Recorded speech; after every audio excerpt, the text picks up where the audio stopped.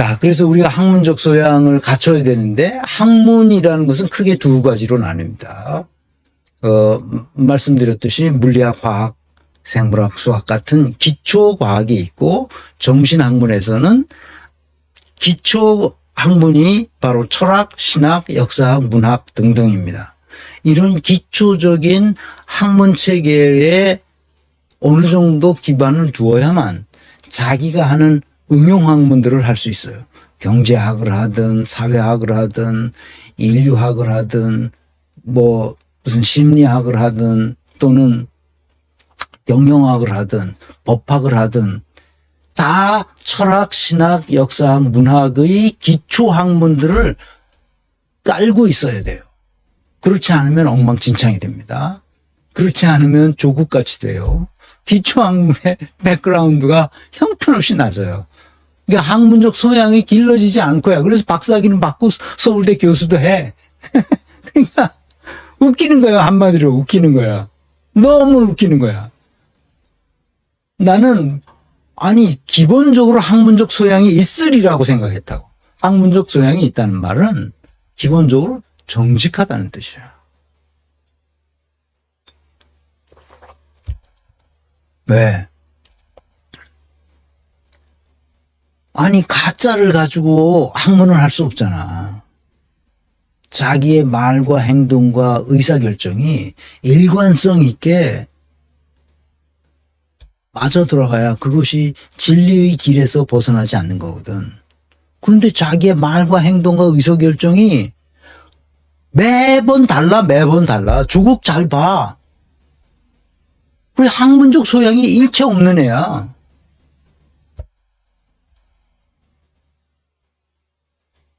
그래서 이 두 개, 과거에는 이 두 개는 전혀 다른 세계라고 생각했는데 점점 과학과 정신학문, 자연학문이 발전하면서 둘이 상호작용한다는 것을 알게 됐죠. 그래서 놀라운 것은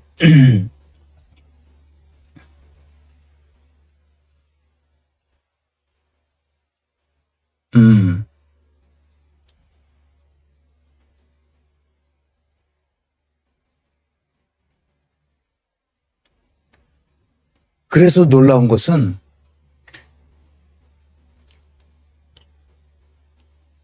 이 말이에요.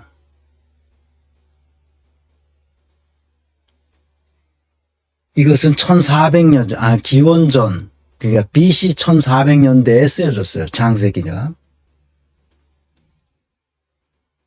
그런데 그때, 그러니까 3400년 전 아니에요? 3400년 전. 놀랍죠? 3400년 전이면. 우리로 말하면 뭐 한 5000년 전이라고 하면 단군 할아버지 얘기 나오는 그때에 이미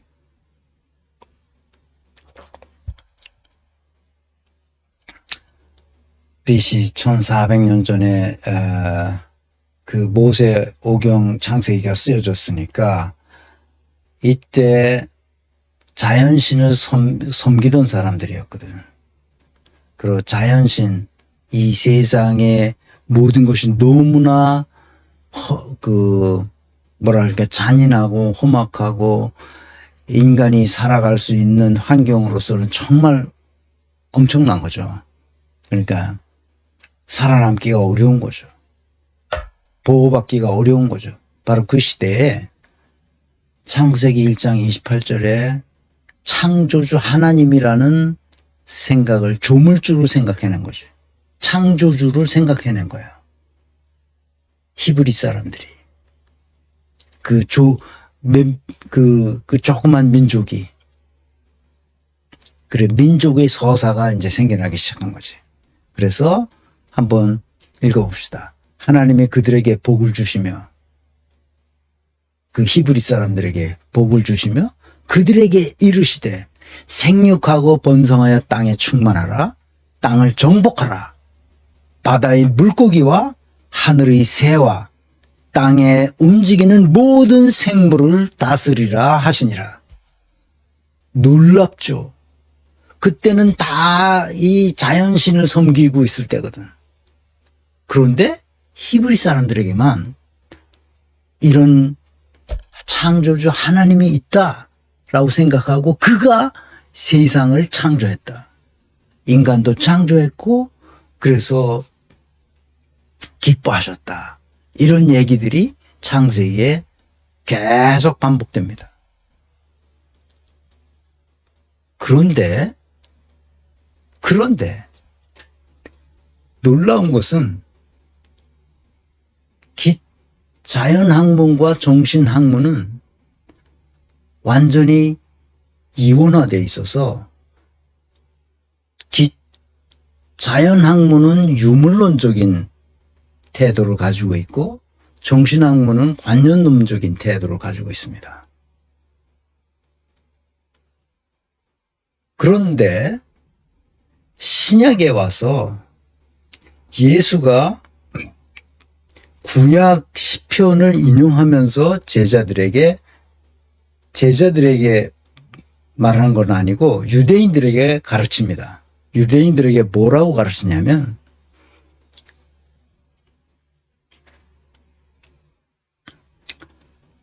메구미 선생님, 양문석 의원이 언론학을 전공했으니 잘하리라고 봅니다만 경상도 사나이의 급한 성격이 보이는 것 같기도요. 맞아요. 상황을 잘 이용하는 능력도 필요해 보입니다. 글 쓰는데 늦어서 미안합니다. 네, 미안하실 건 없습니다. 예, 하여튼 있는 정보 가지고 하는 겁니다. 틀렸을 수도 있어요, 항상. 그러니까 나중에 또 보면 업데이트 하면 됩니다. 그러니까 유대인들이 와가지고 예수를 이렇게 올가매려고 여러 가지로 얘기합니다. 그러니까 내가 그 선한 일을 하면 우리가 그러겠느냐, 유대인들이 그 예수한테. 그러니까 예수가 너가 가르치는 거는 아주 참담하기 이를 데 없다.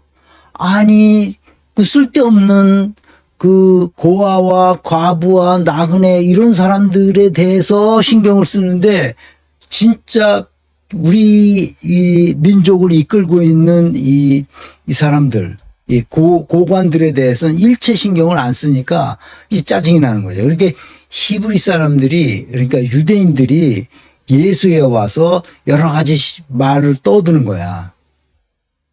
그랬더니 뭐라고 하느냐?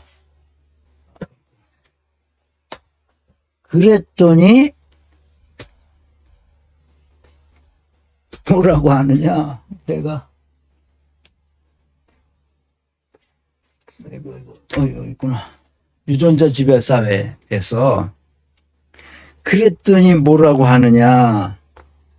예수가 구약을, 히브리 사람들은 다 구약 성경을 아니까 그 구약의 시편 82편을 인용하면서 뭐라고 떠듭니다.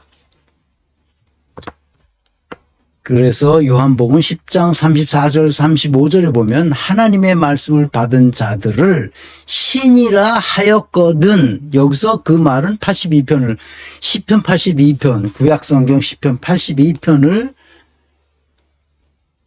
인용한 거예요.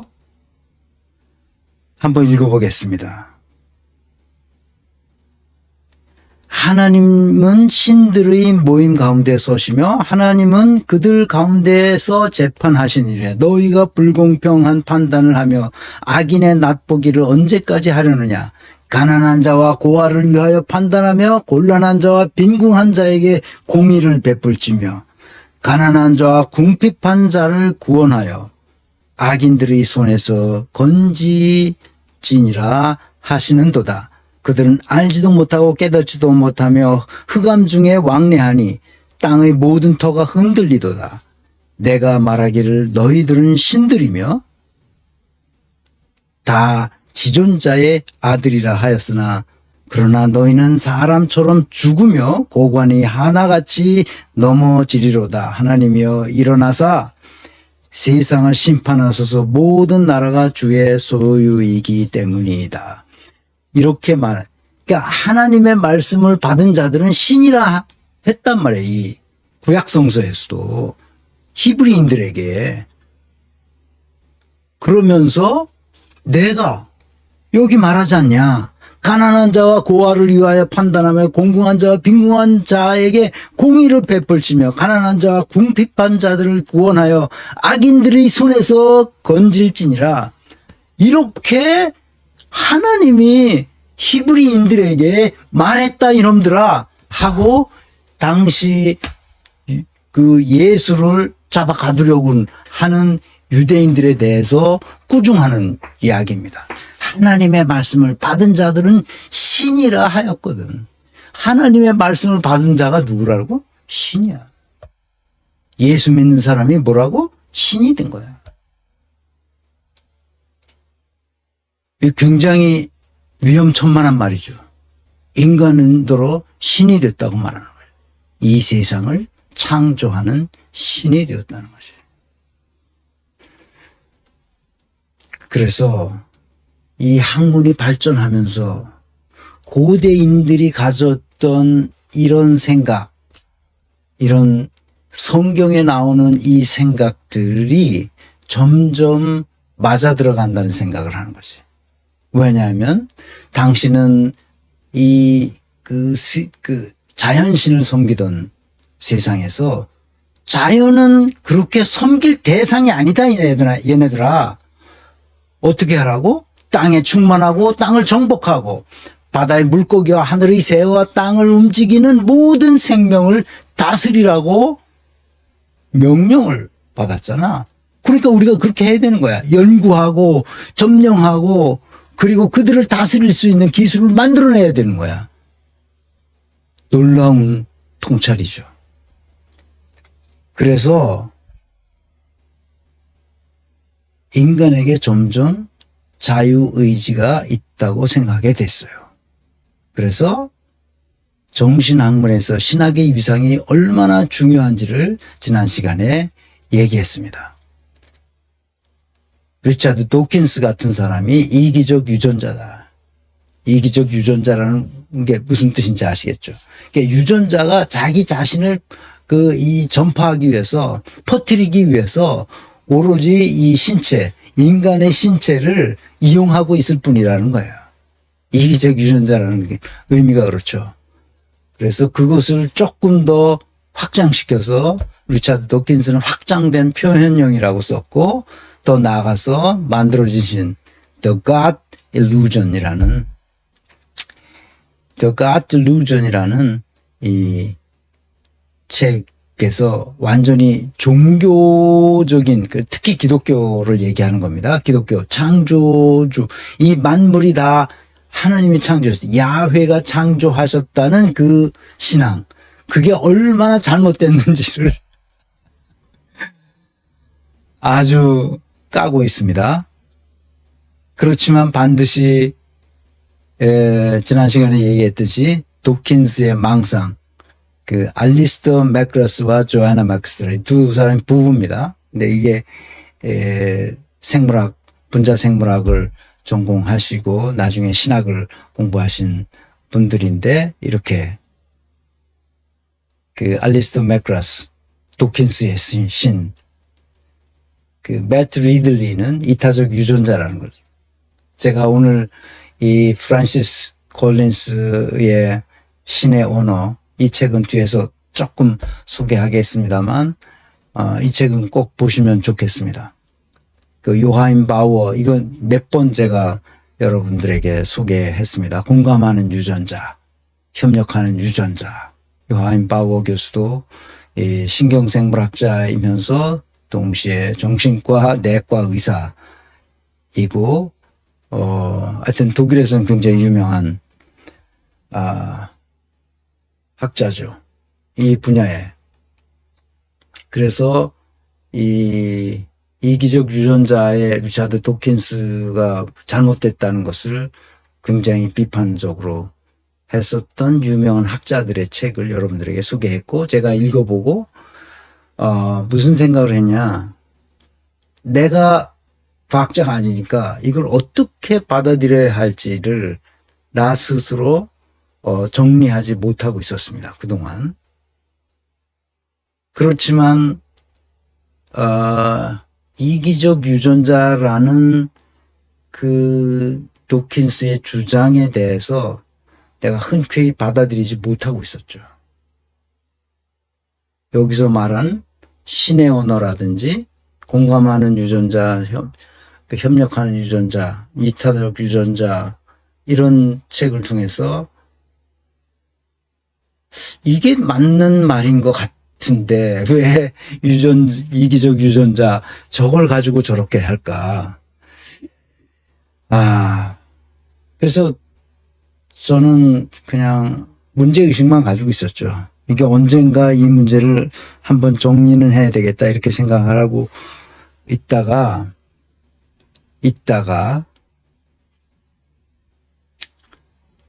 그냥 인간은 삶의 의미가 있다. 이기적 유전자를 보면 삶의 의미가 없잖아. 내 유전자가 내 것도 아닌 유전자가 나를 들어와서 나더러 이렇게 하라 저렇게 하라 하고 있으니까 난 뭐야 꼭두각시인가? 시계 태엽 주면 시계가 돌아가듯이 나는 그런 존재인가? 그럴 리는 없잖아. 그러니까 정신학문으로서의 신학의 발전 과정을 내가 검토해 본 사람으로서 그거는 내가 용납하기가 좀 어려웠어요. 그래서 깨름직하게 그냥 있다가 이제 노동과 관련된 이야기를 했던 리차드 덩킨 이 양반의 책을 보고 인간이 노동하는 이유가 뭔지 분명히 그 의미가 있다는 것을 알았는데 나도 그런 생각을 하고 있었던 차에 리차드 덩킨의 견해에 공감하게 됐죠. 미소핑구님 오프라인 워크숍도 기대하고 있습니다. 항상 건강하세요. 권민네 화이팅. 네, 감사합니다. 오프라인 워크숍을 이제 홈페이지가 만들어지고 그러면 같이 상의해서 어떤 방식으로 어떻게 할지를 얘기하도록 하겠습니다. 이제 홈페이지가 만들어지는 게 중요한데요. 만들어지겠죠. 조금씩 늦어집니다. 원래 프로젝트 되면 늦어지긴 하는데 뭐 바쁘니까 그렇습니다. 서버 비용이 조금씩 이제 책정되니까 만들어지기는 만들어지는 것 같습니다. 만들어지는 대로 제가 업데이트 되면 되는 대로 여러 선생님들에게 알려드리도록 하겠습니다. 나는 이렇게 생각한다. 이 리차드 덩킨이 쓴 책의 끄트머리에 그렇습니다. 497페이지인데요. 나는 이렇게 생각한다. 우리가 일을 하는 이유는 우리 뒤에 올 사람들에게 우리의 존재에 대한 표지로서 그리고 우리의 잠재력에 대한 단서로서 좀 더 나은 어떤 것을 남기기 위해서라고. 그런 것 같습니다. 내가 봐도 내가 왜 이 강의를 하나 보면 우리 시대에 이런 사람이 있었다. 이런 것을 강의하느라고 늙음하게 이렇게 한 사람이 있었다는 것을 남겨놓기 위해서라도 우리 뒤에 올 사람들에게 우리의 존재에 대한 표지로서. 그래서 내가 생각한 것은 뭐냐. 지금 이 크립토 세계, 블록체인 기술에 의해서 암호화폐 세계가 우리한테 활짝 열렸지 않습니까? 그걸 이용해서 이 증표를 감사의 증표를 만들어서 나눠드리면 우리가 이런 노력을 했다는 것을 알 수 있도록 우리 후손들에게도 전달할 수 있다. 우리가 독립운동 했었던 증표가 없어서 그랬잖아요. 그래서 그때 국채도 발행하고 그래서 채권이 있었음에도 그것을 잊어버린 게 많고 사실 10분의 1도 회수가 되지 않고 그것을 국가가 보상할 테니까 나중에 국가가 보상할 테니까 그 채권 있는 사람들을 가져와라 하는데 없죠. 어디 잊어버리고 없다. 그러니까 이 디지털 증표가 있으면 잊어버릴 필요도 없고 그대로 키만 있으면 되니까 그리고 키도 자기가 써놓으면 되는 거거든. 키 하는 뭐 달고 다니는 것도 아니고 그냥 노트에 써놓으면 되는 거예요. 그 노트만 잊어버리지 않으면 되죠. 그래서 걱정할 게 하나도 없습니다. 우리의 일은 인간의 위대함에 대한 본능적 깨달음의 결과이다. 그렇습니다. 그 다음 문장 봅시다. 테일러가 그랬듯이 우리가 일하는 방식을 변형시키는 것은 식물의 유전자 변형처럼 잘못된 길로 들어섰다. 이익도 있었다. 식물의 유전자 변형은 괜찮다는 거 아니에요? 지금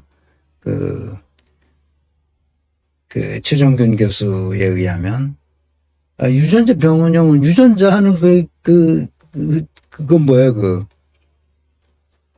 그냥 씹어서 생기면 되는 건데 그게 왜 유전자 변형됐다고 해서 뭐가 문제냐 이게. 그건 아무것도 우리 몸속에 들어가서 소화되는 건데 아무 적이 없다 그런 거죠. 하지만 우리의 개인적 기술과 능력은 우리의 개인적 정체성을 구성하는 특징이다. 인간의 능력을 변형하고 통제하는 것은 삶의 무한한 가능성을 뒤틀어 놓는다. 이건 그런 것 같습니다. 그리고 그것은 우리가 모든 대가를 치러서라도 지켜야 하는 인간성에 대한 공격이다. 우리는 인간의 다양성을 원하는가? 아니면 올더스 헉슬리의 산업적 복제 인간을 원하는가? 글쎄요. 이거는 그때 가봐야 알 것 같습니다. 진짜 인간을 산업적으로 복제해서 하는 것보다는 오히려 지금 로봇가 휴머노이드인가? 그게 나타나서 인간의 모습으로 한 로봇들이 만들어나니까 그 산업적 복제 인간을 만들어서 쓸 가능성은 없는 것 같습니다. 로봇을 만들면 되니까. 만약 우리가 다양성을 선택한다면 우리는 우리 사회를 교육 분야에서 시작하여 뿌리째 변화시켜야 한다. 이게 교육 얘기를 하고 있잖아요. 리차드 던킨도. 우리 사회를 교육 분야에서 시작하여 뿌리째 변화시켜야 된다. 이제 내가 하고 싶은 얘기입니다. 유전자 지배 사회. 이 유전자 지배 사회라는 책을 내가 읽으면서 이게 젊은 학자가 이런 식의 생각을 하고 이런 식의 과감한 시도를 했다는 것에 대해서 내가 크게 칭찬하고 싶어요. 이종균 교수가 이 강의를 들을지 모르지만 정말 칭찬해줘도 괜찮을 것 같습니다. 유전자 지배사회. 그래서 나는 이 책을 몇 번 읽으면서 유전자가 지배하는 사회라는 뜻으로 처음엔 생각했어요. 그런데 그게 아니라 유전자를 지배하는 사회가 되어야 한다는 그 뜻이 아니겠느냐? 제 나름대로 그렇게 생각했습니다. 그러니까 이 책의 부제를 보면 정치, 경제, 문화를 움직이는 이기적 유전자인데 그에 반항하는 인간이라는 뜻이에요. 그러니까 우리는 유전자의 지배를 받지만 유전자의 지배에 저항하면서 유전자를 뛰어넘는 거죠. 그러니까 유전자를 지배하는 사회가 되어야 된다는 거죠.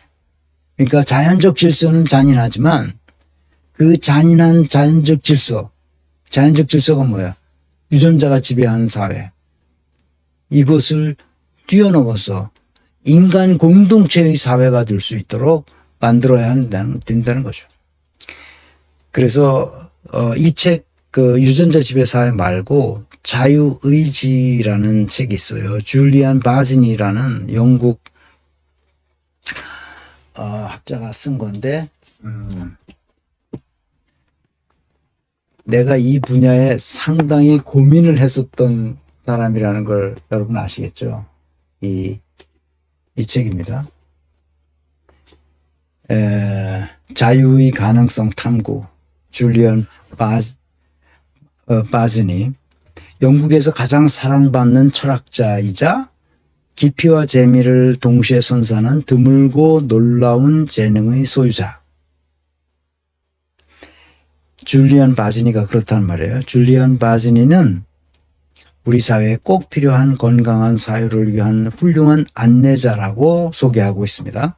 런던 대학에서 철학 박사 학위를 받았고, 그래서 철학 잡지를 스스로 만들어서 그걸 발행하고 편집장으로 활동하고 있고, BBC 라디오 인문학 프로그램에서 나와서 단골 패널로 이야기하는, 말하자면 누구라도 고민거리가 되는 사람들을 철학자로서 알 수 있게 쉽게 해설해 주는 사람이에요. 이 책은 아주 쉽게 잘 썼어요. 제가 이걸 읽으면서 인간에게 그러면 유전자, 이기적인 유전자에 포획되어 있는 나의 육체, 나의 생각, 이런 것들이 단순히 유전자를 퍼뜨리기 위한 도구로서 인간이 산다는 것은, 이거는 나는 쉽게 받아들이지 못하고 있었는데, 자유의지의 문제라는 거지. 인간이 과연 자유의지가 있느냐는 것은 그 학자들에 의해서 점점 과학자들에 의해서 인간은 자유의지가 없다는 것으로 결론 나가고 있어요. 그런데 이 사람이 그것을 그렇게 생각하지 않도록 우리에게 안내해 주고 있습니다. 스티븐 호킹이 이렇게 썼어요. 스티븐 호킹 아시죠? 우주의 초기 구성은 신에 의해 결정되었거나 혹은 과학의 법칙에 따라 자체적으로 결정되었을 것이다. 어느 쪽이든 간에 우주 만물은 과학의 법칙을 따르는 진화에 의해 결정되었을 것으로 여겨지며, 따라서 우리가 자기 운명의 주인이 될 수 있다고 보기는 어렵다. 자유의지가 사실상 그 스티븐 호킹도 거의 없다, 이렇게 본 거죠. 그 중에서도 단연 혹독한 인물은 아마 리차드 도킨스일 텐데, 그는 인간을 생존기계, 유전자라는 이기적 분자들을 보존하기 위해 설계된 눈먼 로봇 운반자라고 묘사한다. 최근 몇 년 사이에 이런 견해들은 점점 주류가 되었다. 신경과학 연구는 자유의지를 부인하는 이들에게 날개를 달아주었다. 우리의 행동은 의식적 사고, 욕구, 의도가 아니라 뇌에서 이루어지는 무의식적 과정에서 비롯하며, 이 단계는 대개 우리의 인식보다 앞선다. 근래 자유의지를 가장 단호하게 부인한 신경과학자 샘 해리스는 다음과 같이 요약한다. 자유의지에 대한 대중의 통념은 어쩌고 저쩌고 해서 자유의지라는 게 있을 수 없다. 즉 그런 얘기야. 그러니까 자유의지에 관한 한 게임은 이미 끝났다. 인간에게 자유의지란 없다는 얘기죠. 그러니까 자유의지는 환상이다는 이제 그 정도는 당연히 아는 이야기라는 분위기가 형성될 만큼 흔한 주장이 되었다. 그러나 자유의지는, 자유의지라는 환상은 대단히 막강해서 그것을 부인한다 한들 우리가 일상에서 행동하는 방식에는 거의 혹은 전혀 영향을 미치지 않을 정도라고 이 견해의 지지자들조차 시인한다. 무슨 말인지 아시겠죠? 그런데 웃기지 말라. 인간에게 자유의지가 있다는 것을 보여주고 있습니다. 그러니까 내가 왜 이런 걸 찾아서 읽느냐? 나 스스로 문제의식을 가지고 있었기 때문에 그런 거예요. 그러면 유전자가 지배한다면 나는 누구야 도대체? 나는 누구냐고. 자유의지가 있다는 거야. 더 여러분들에게 꼭 하나 읽어야 될 것은, 인간에겐 자유의지가 있다는 거지. 자유의 가능성을 탐구한 이 줄리안 바지니에게 내가 아주 고맙게 생각했어요. 인간에게 자유의지가 있다는 거지. 더 고마운 것은 지난 시간에도 얘기했지만 프란시스 콜린스의 이 책 신의 언어라는 책이에요. 이 사람은 세계적으로 유명한 과학자입니다. 더군다나 유전학자예요. 그런데 이 사람은 무신론자였다가 자기가 인간 게놈 프로젝트, 휴먼 게놈 프로젝트를 지휘하고 그걸 완성시킨 사람입니다. 미국 사람이죠. 프랜시스 콜린스는 세계적인 권위를 지닌 유전학자이자 과학자로서 오랫동안 생명의 암호가 숨겨진 DNA를 연구해왔다. 예일대학에서 생화학을 연구한 후 미시간 대학에서 의학 유전학자로 활동하면서 이러한 불치병을 일으키는 유전자 결함을 발견하는 데 기여했고 93년 세계 6개국 2,000명의 과학자들이 참여하는 인류 역사상 최초로 시도된 인간 게놈 프로젝트를 총지휘하여 10년 만인 2003년에 인간의 몸을 구성하는 31억 개의 유전자 서열을 모두 밝히는 게놈 제도를 완성했다. 대학 시절에는 열렬한 과학자들이 대부분 무신론자죠.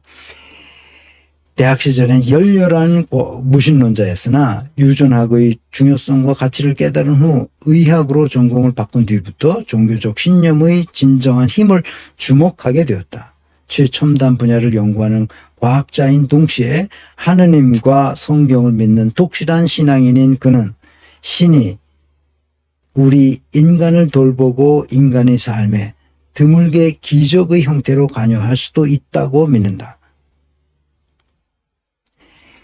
그래서 이 사람의 책을 내가 여러 번 읽었다고 그랬잖아요. 아, 우리가 정말 그렇겠구나. 이런 생각을 하게 됐어요. 그래서 이 세 권의 책을 한번 여러분들에게 권합니다. 꼭 읽어보시라고. 그런데 내가 여러분들에게 가르쳤던 이거를 한번 생각해 보시면 좋겠습니다.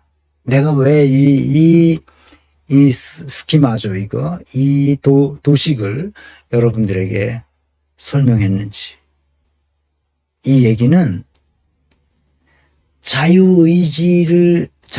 인간에게 자유의지가 있다는 것을 내가 믿기 때문에 증명해낼 수는 없지만 자유의지에 의한 공동체적인 질서를 만들었을 때만 인류의 문명이 발전한다는 거예요.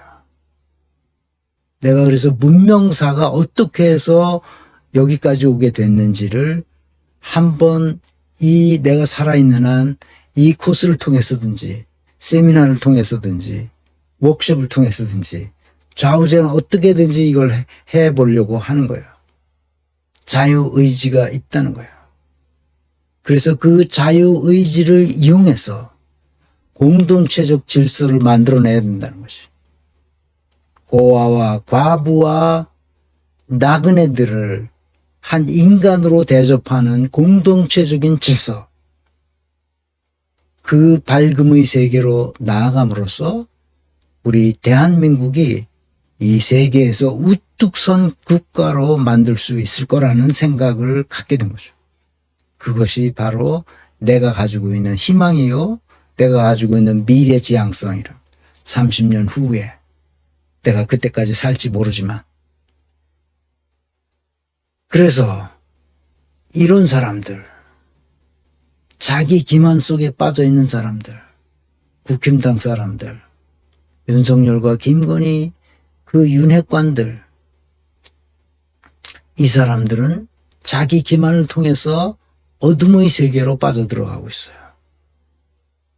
이 잔인한 자연주의적 질서 속으로 빠져들어가는 거죠.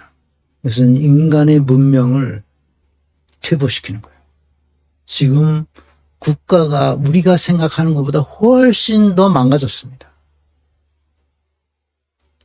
고급 백화점에서 명품관 가보면 사람들이 북적거리지만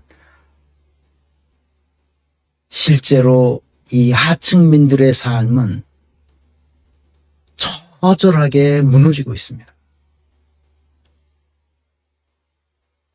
잔인한 자연주의적 질서. 이 자연은 인간이 그냥 놔두면 인간이 살아갈 수 없어요. 내가 여기 산책하는 이것들은 다 박원순 시장이 있을 때부터 내가 자연화라고 생각했지만 사실은 인간이 가장 살기 좋게 자연을 통제하고 있기 때문에 내가 걸어가도 자연 속에서 아무런 위험을 느끼지 않고 간단 말이야. 그러나 자연 속으로, 진짜 자연 속으로 들어가면 거기는 위험천만한 거죠. 다 인간이 관리하는 이 자연 속에서 우리가 안전을 느끼니까 그 자연이 멋있어 보이는 거고, 우리가 자연적으로 저렇게 됐으면 좋겠다는 생각을 하는 거지, 실제 자연에 들어가면 거기에는 인정사정이 없는 거죠. 잔인하죠. 위험천만하죠. 언제 죽을지 알 수 없는. 그래서 우리가 공동체적인 질서를 우리 스스로 만들어야 되는데, 지금까지 만들었던 질서는 공동체적인 질서가 아니라 자연주의적 질서였다는 거죠. 그래서 이렇게 잔인한 세상이 되었다는 겁니다. 그래서 우리가 학문적 소양을 갖추어야 하는 이유가 바로 여기에 있어요. 이안 모리스, 왜 소양은 지배하는가? Why the West rules for now? 왜 지금? 그러니까 한 200년, 이거 역사학자들이 보거나 이런 문명사학자들이 생각하는 것은 약 200년 전까지는, 200년 이전 전까지는 동양이 서양을 앞섰어요. 문명사적으로 보면. 그런데 한 200년서부터 뒤집히기 시작해서 서양이 동양을 앞서갔습니다. 동양이 무너진 거죠. 왜 서양이 오늘날 지배하는가를 설명하고 있는 책입니다. 두 번째 책은 어떻게 서양이 세계를 주도하게 되었는가. 이 책인데요. 잘 보이시나요? 어떻게 세계는 서양이 주도하게 되었는가. 로버트 마크스인데요.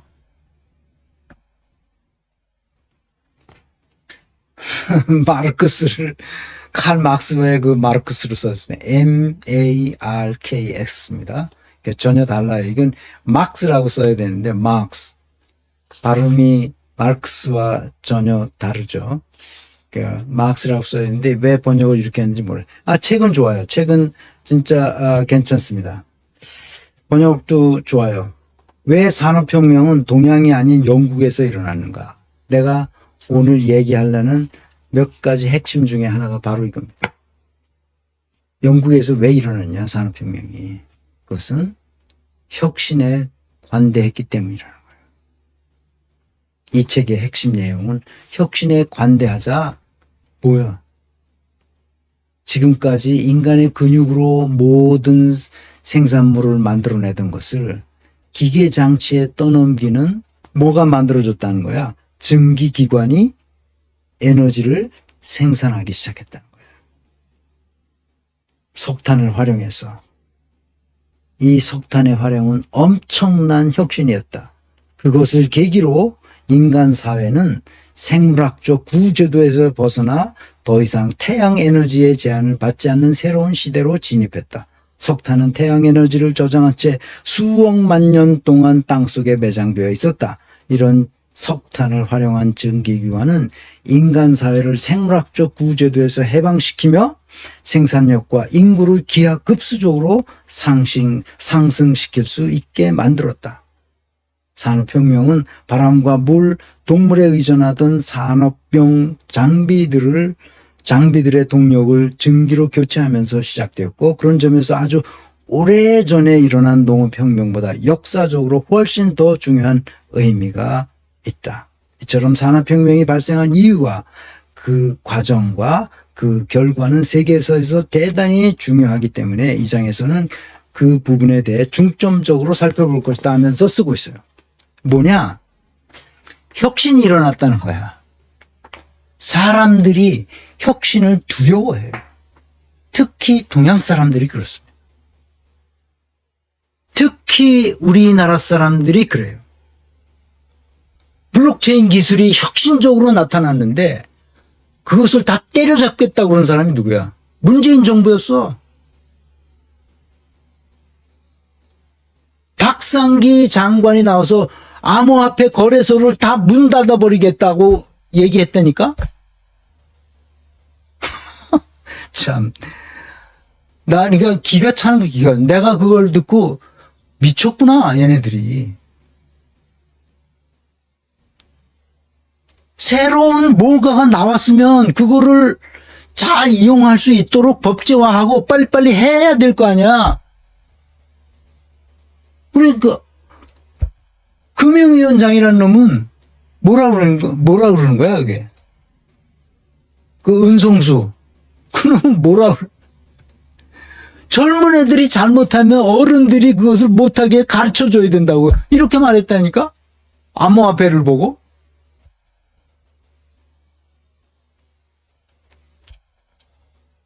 그게 무슨 혁신이 일어납니까? 무슨 혁신이. 문재인 정부에서 남북관계는 민간이 교류하지 못하게 막았어요. 그 최재형 목사가 그 얘기를 하더라고. 남북 교류를 하려면 민간인도 왔다 갔다 하면서 뭘 해야 될 거 아니야. 정부가 할 테니까 민간은 스톱해라. 민간이 못 올라갔습니다. 북한으로. 그 전에 박근혜 때, 이명박 때 훨씬 더 많은 민간 교류가 있었어요.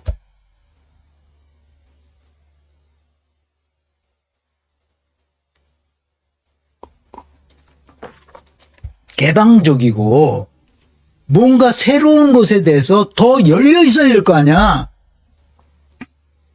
내가 문재인을 그냥 미워서 그러는 게 아니에요. 정보를 캐다 보면 문재인은 이거 사람도 아니야. 남북 관계를 열었으면은 아니 공적 부문에서 공무원들이 왔다 갔다 하는 거까지 고위층들이 왔다 갔다 하는 거 좋았어. 그럼 민간도 같이 왔다 갔다 해야 될 거 아니야. 그걸 일찍 끊었다 그러잖아. 내 최재형 목사 그 대담하는 걸 보고 내가 깜짝 놀랐어. 아유, 이거는 지난번에 제가 서구는 어떻게 역사의 승자가 되었는가. 이 사람은 종교사회학자고 종교 역사학자라서 이분이 쓴 거는 대단히 의미가 있어서 내가 여러분들에게 소개했습니다. 오늘 시간이 많이 가서 양문석으로 들어가겠습니다.